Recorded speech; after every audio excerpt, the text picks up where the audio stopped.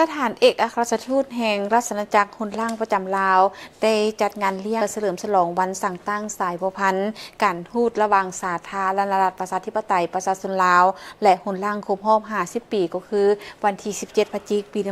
1975 57 พฤศจิกายน 2025เป็นเกียรติเข้าร่วมมิทานไมทองธรรมวงศารองรัฐมนตรีกระทรวงการต่างประเทศท่านแลมโกวันไบคาเดนเอกอัครราชทูตแห่งราชอาณาจักรฮุนล่างประจำลาวมีสำนักงานตั้งอยู่บางกอกประเทศไทยตั้งหน้ารัฐบาลแห่งราชอาณาจักรฮุนล่างมีบรรดาทูตานุทูตต่างประเทศแขกถึกเชิญจากภาคส่วนต่างๆท่านไมทองธรรมวงศาได้กล่าวว่า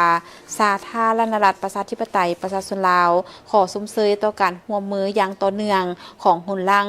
ในเวทีภาคพื้นและสากลเช่นอาเซียนและสหประชาชาติซึ่งช่วยส่งเสริมสันติภาพเสถียรภาพและการพัฒนาแบบยืนยงถึงแม้ว่าปริมาณการค้าและการลงทุนจะมีน้อยแต่ได้มีการส่งเสริมการมีส่วนร่วมหลายขึ้นระหว่างชุมชนธุรกิจของพวกเขา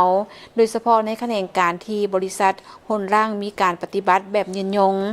สาธารณรัฐประชาธิปไตยประชาชนลาวขอแสดงความรู้บุญคุณต่อการช่วยเหลือด้านวิชาการและการพัฒนาของฮุนล่างในโครงเขตต่างๆเช่น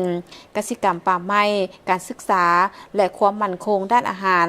โดยเฉพาะในระยะการระบาดของพยาธิโควิด -19 และยินดีต่อการแลกเปลี่ยนข้อมูลความขอเปลี่ยนแปลง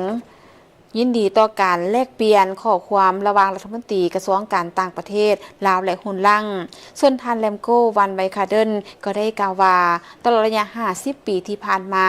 ได้เห็นสายพัวพันธ์ของพวกเขาพัฒนาไปเรื่อยๆและได้พบจุดเด่นในการร่วมมือเซ็นการร่วมมือเกี่ยวกับการคุ้มครองน้ำและกสิกรรมในแขนงการเหล่านี้ประเทศฮุนล่างมีความรู้และความเชี่ยวชาญที่มีชื่อเสียงและโครงการต่างๆที่เฮ็ดร่วมกันกับลาวเป็นประโยชน์ร่วมกันและได้สนองความรู้และประสบการณ์ที่มีคุณค่าเช่นโครงการคุ้มครองน้ำที่ดำเนินงานอยู่หลวงน้ำทาผ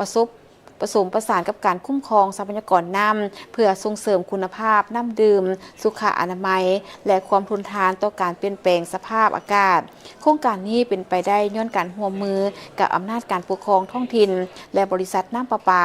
เพื่อร่วมกันปรับปรุงระบบน้ำในปัจจุบันและให้การฟื้นฟูจากแขวงนี้จะถูกขยายไปสู่16 แขวงอื่นๆของสาธารณรัฐประชาธิปไตยประชาชนลาว